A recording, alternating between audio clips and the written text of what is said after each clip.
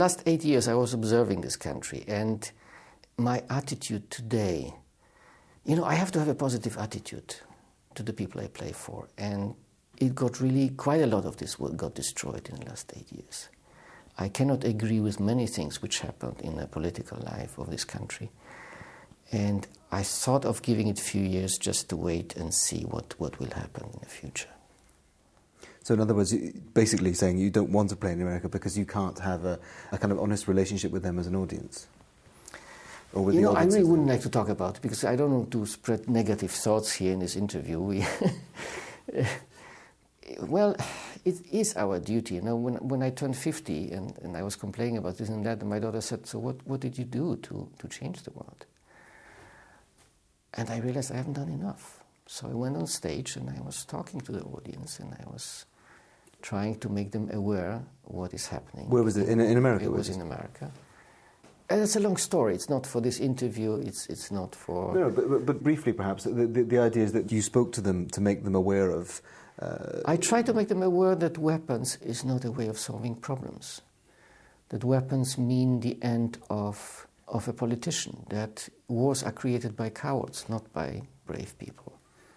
But in these situations, if you decide that you can't play in America anymore, partly for those reasons, what can you do as a musician?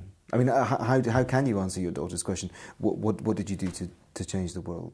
Well, I did a speech after every concert in my last 2 American tours, and as a result, I have quite a lot of trouble now in organizing my tours.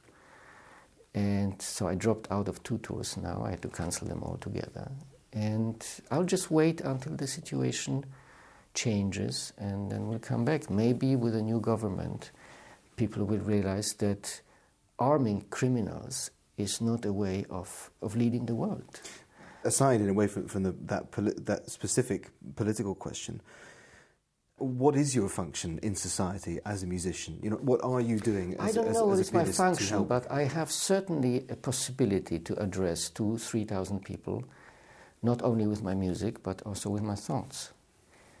And I was trying to use this opportunity. But do you think also that, outside of talking, that the music itself, that the stories, the flow of the pieces you play, can... That probably has nothing to do with the music now. It has to do with the opportunity of meeting these people. Do you also have a problem then with the way that classical music, perhaps increasingly, is regarded as an entertainment rather than a necessity? Can you go deeper into the question? What I mean by that is that the people coming to a concert at the festival hall or in Basingstoke or wherever else you're playing in Britain, and wherever you play on the continent, are coming to hear you play music, often that they probably know, at least they think they know. They may hear different things in your interpretation, but in other words, that they're coming because they want to be entertained, that they're coming to escape from the world rather than be confronted with something about themselves. I don't think why they're coming. And because I'm not giving these programs too early, they don't come to listen to the Moonlight Sonata. No, okay, they come to listen to you. But with the time, I have to say, I see the same faces in the concert hall. I started with 300 people in Concertgebouw in Amsterdam, and because I didn't do any publicity, I didn't do any television, radio, or interviews, in the next concert hall there were 600 people. And the same 300 came back. And until I sold out Concertgebouw, something like 7 years passed. But this audience, selected in such a way and won in such a way, is incredible. It's the best audience. I wouldn't change my audience with any other artist in the world. I mean, what do you think those people are getting from your concerts? I don't know. Whatever they're getting, I'm the one to give.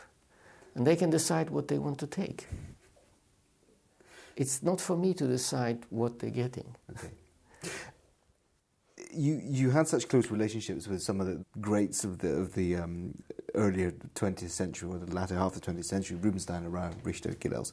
I mean, do you think of your own place in that kind of pantheon of pianists? I never thought about it.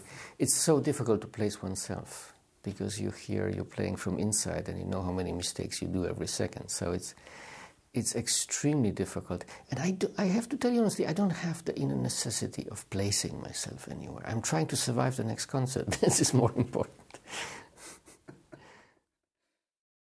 Thank you for listening to this download from BBC Radio 3. For more information about the items you've been listening to or to subscribe to the podcast, visit us online at bbc.co.uk/podcasts.